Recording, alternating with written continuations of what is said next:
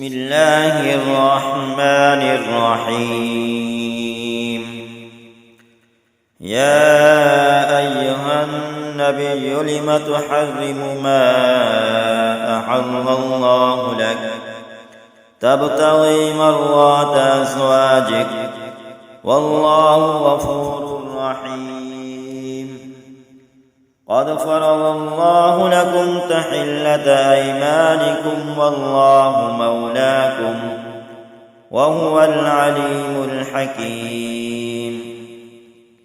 وإذ أسر النبي إلى بعض أزواجه حديثا فلما نبأت به وأظهره الله عليه عرف بعضه وأعرض عن بعض.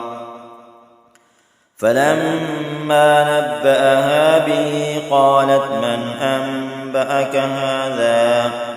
قال نبأني العليم الخبير. إن تتوبا إلى الله فقد صغت قلوبكما وإن تظاهرا عليه فإن الله هو مولاه وجبريل وصالح المؤمنين والملائكة بعد ذلك ظهير. عسى ربه إن طلقكن أن يبدله أزواجا غيرا منكن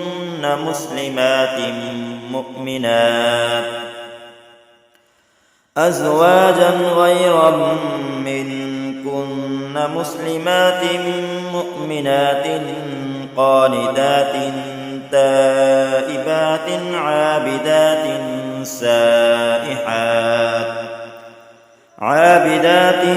سائحات سيبات وأبكارا. يا أيها الذين آمنوا قوا أنفسكم وأهليكم نارا وقودها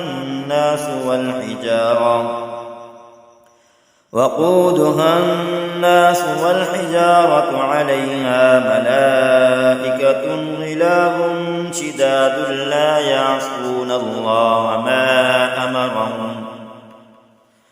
ما أمرهم ويفعلون ما يؤمرون.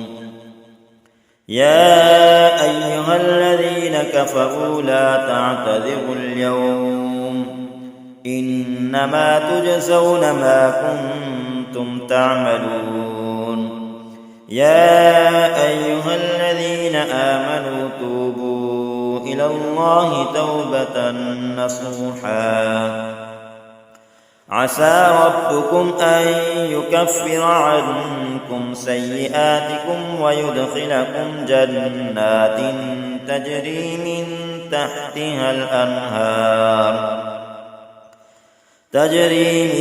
تحتها الأنهار يوم لا يخزي الله النبي والذين آمنوا معه نورهم يسعى بين أيديهم وبأيمانهم يقولون ربنا أتمم لنا نورنا واغفر لنا إنك على كل شيء قدير.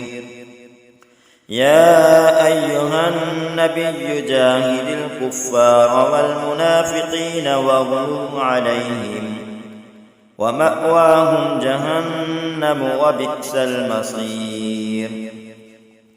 ضرب الله مثلا للذين كفروا امرأة نوح وامرأة لوط كانتا تحت عبدين من عبادنا صالحين فخانتاهما فلم